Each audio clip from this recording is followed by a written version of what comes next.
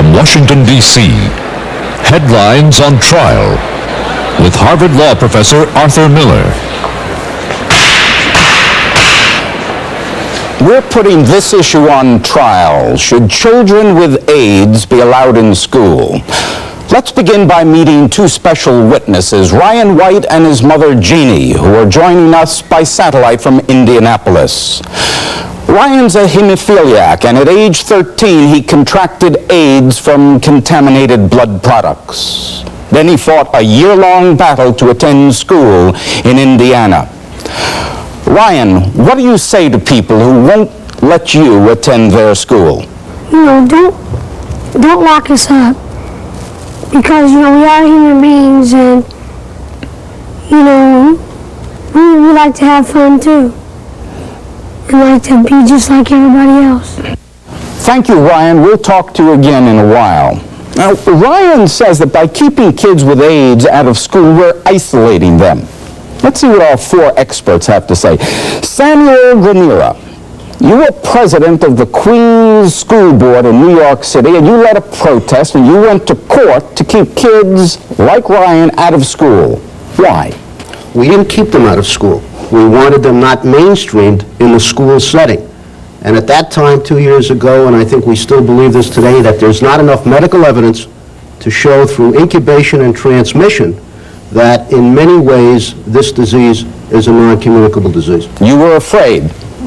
We were not afraid. We wanted information and education, and we were not getting it 2 years ago. And I think today that we're still not getting it to the way it should be coming out in this country. Harry Blair, you represented the DeSoto County, Florida School Board, and they tried to keep the Ray brothers out of school, three youngsters who, like Ryan, have hemophilia. Do you think those kids should be separated? I think a more correct statement of the position is restricted conditions of attendance for two reasons. Public education is a legally mandated setting of involuntary association, and secondly, we're dealing with a disease that is fatal and for which we have no inoculation and no cure. Bill Earl, you took on Harry and the DeSoto County School Board. Couldn't those three brothers be given a separate education? Oh, they could be given a separate education, and then we'd have McDonald's, separate facilities, we'd have separate drinking fountains, and we'd start and keep this hysteria and ignorance going. No, they shouldn't be given a separate education. There's absolutely no medical evidence to support this segregation. Dr. Woodrow Myers, Jr., you're the Commissioner of Health of Indiana, and you fought to get Ryan White into school, but people called for your resignation. Why? Because of the fear. There are a number of people in our state who at that time didn't understand a lot about this epidemic and were afraid. And they had to point their anger in a certain direction, and I was the target of that. I have absolutely no regrets and would do it exactly the same way. Four expert witnesses, four very strong opinions. When we return, we'll show you how school boards all over the nation are facing this issue, and we'll hear some more from these experts.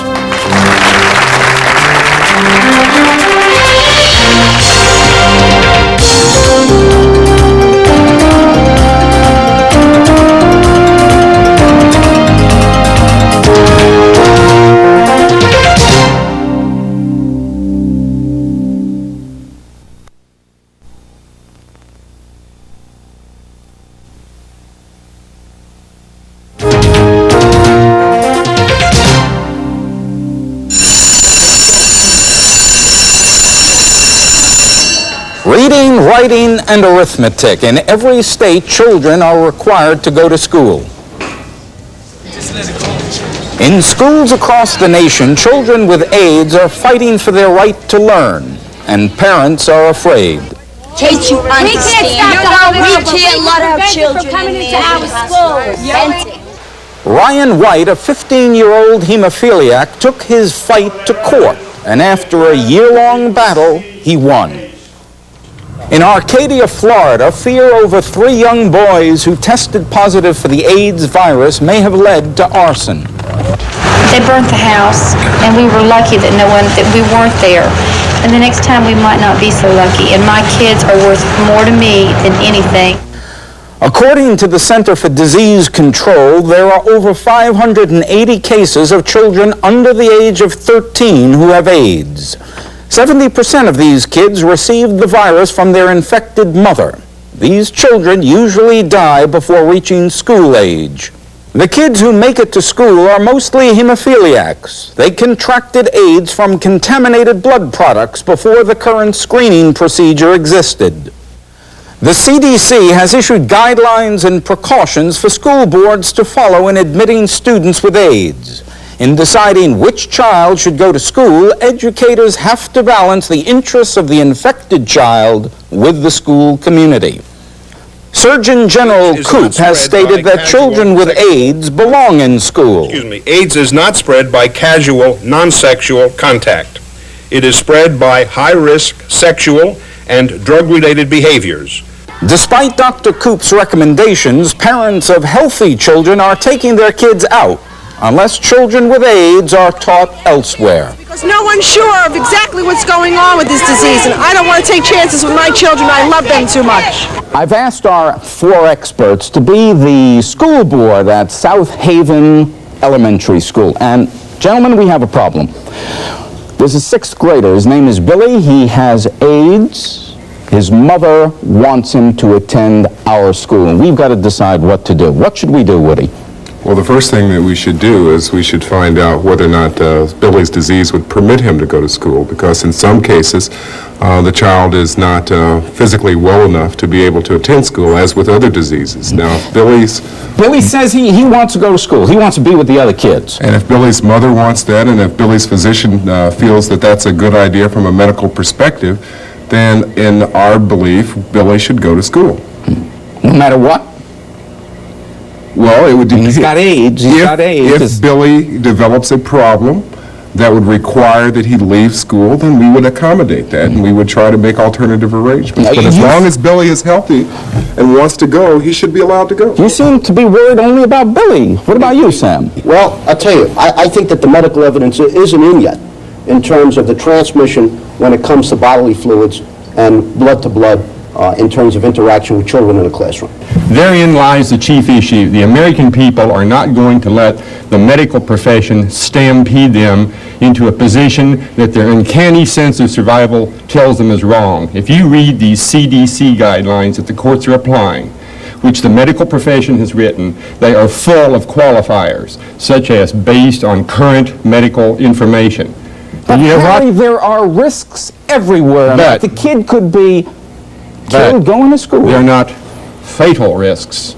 All of the studies thus far where there have been reports have said the same thing, that there's no transmission via casual contact.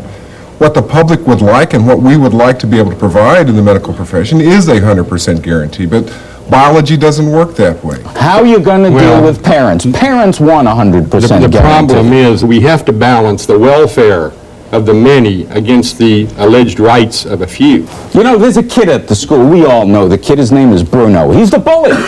Bruno the bully, they call him. He goes around punching the smaller kids and throwing them downstairs. Now, he might do that to Billy. There might be a blood accident. There might be a lot of blood accidents in a school situation. That's why school teachers, school nurses, school administrators need to know how to take care of blood spills. Hepatitis B is 40 times more contagious. You get that through a blood spill. I'm sure the doctor can tell us about numerous other. Whether or not someone's HIV positive, you still need to have these precautions in place. There are a lot. In the Ray case, they made a mistake. Their children had a blood test. They went voluntarily to a school board and told them about that. Now, I have to advise everyone from now on, don't tell your school board. Isn't that what you're forcing parents to do? If I were a parent, my child had AIDS, I wouldn't tell you he had AIDS because you'd keep him out. You're forcing the underground, No, Sam. I don't think that we are going to do that. I think we're going to make precautions and we're going to give them acceptable educational facilities to make their life... Separate but equal. No, we we're used to not do with saying... the black population. We're not saying that. We're saying we're going to perhaps give them good quality education, perhaps in the same school setting, but perhaps just in a different vein than what in putting them into a mainstream classroom. We're not just dealing with Billy. Why not take the known risk groups? Let's segregate them right away. Let's take the homosexuals. Let's put them away from society. Let's not let them eat in McDonald's. I mean, let's really get the known risk groups, the high percentage risk groups first. That's what we're talking about here. We're talking about feeding that ignorant hysteria, witch hunt fear. When we return, we'll talk again with Ryan and Jeannie White and resume our discussion with our 4 experts.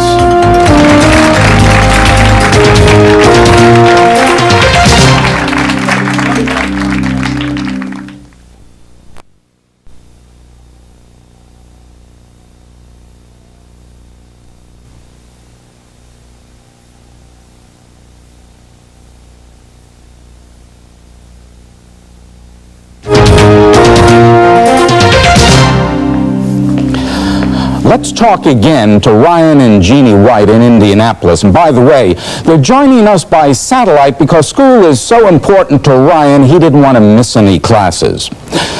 Ryan, why do you think it is that so many people protested and were afraid to let you go to school with them?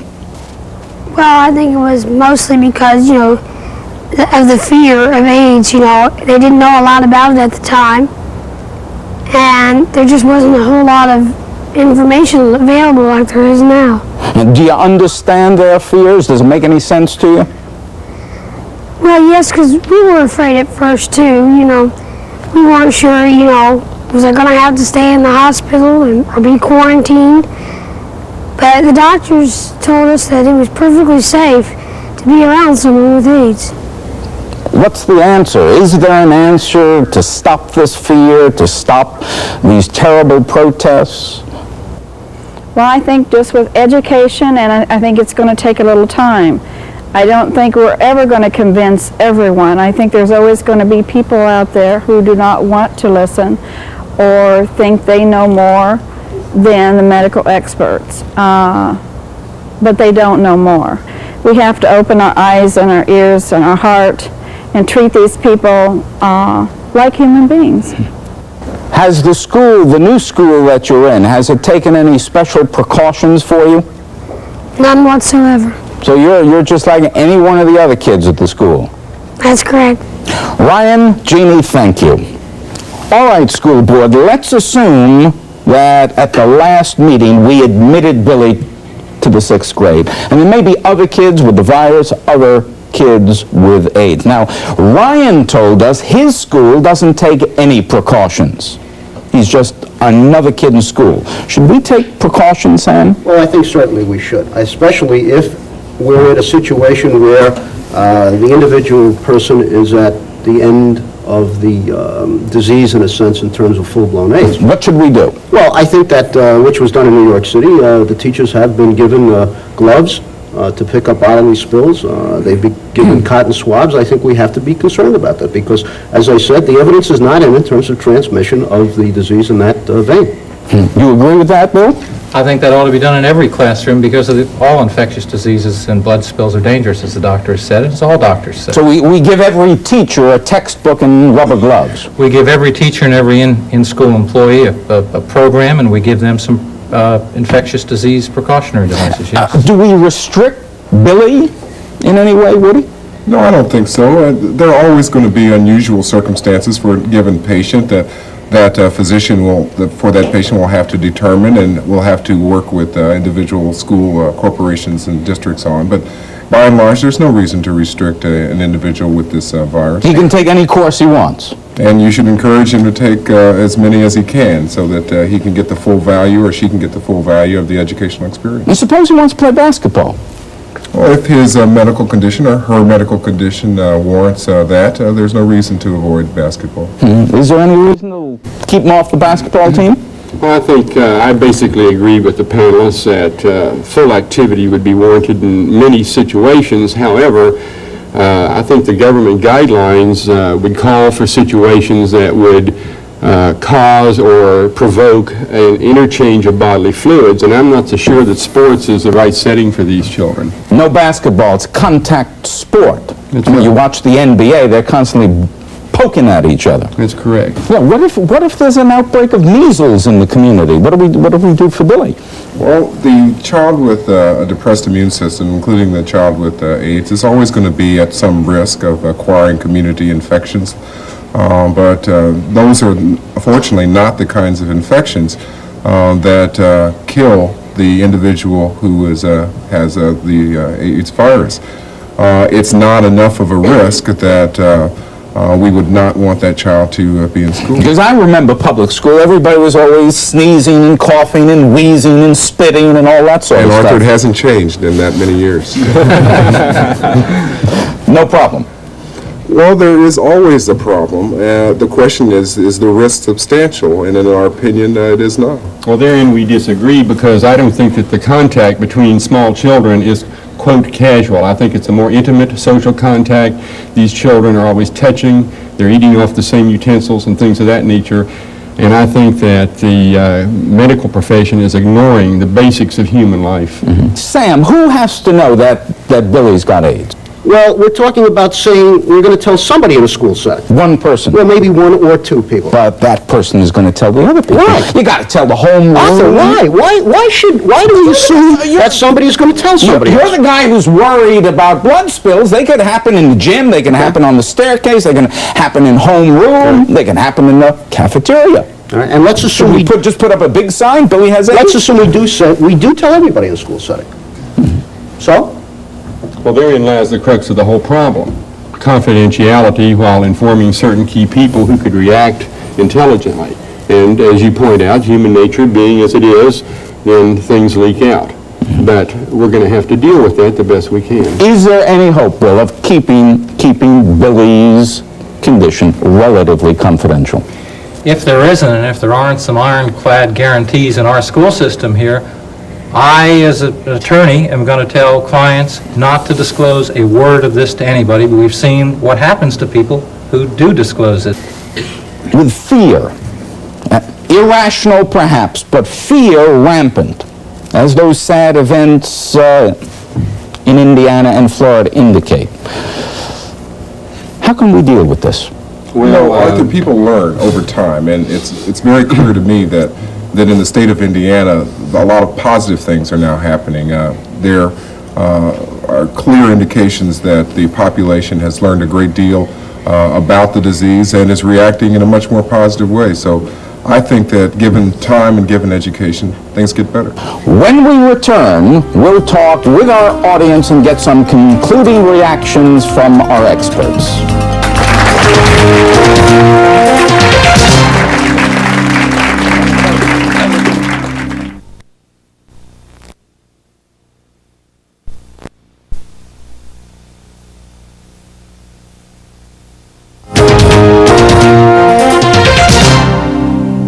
Let's find out what some of the people in the audience think about the testimony they've heard so far. Would you send your child to a school where you knew there was someone with AIDS?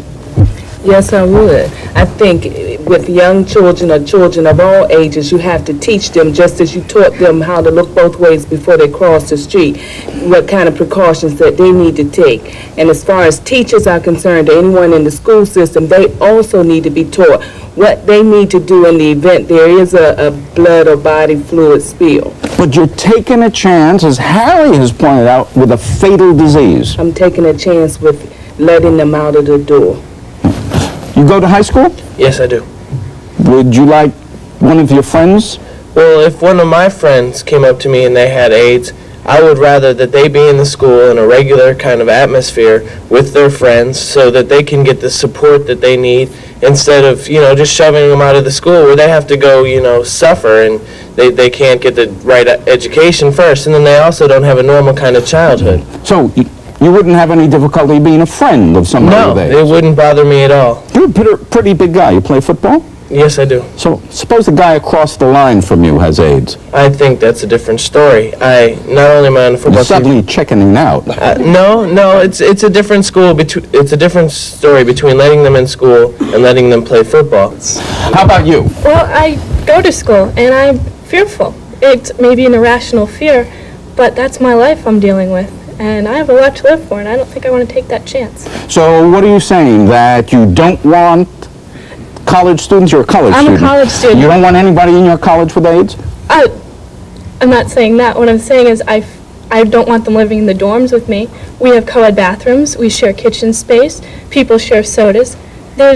While people say you can't catch AIDS from that, We don't know.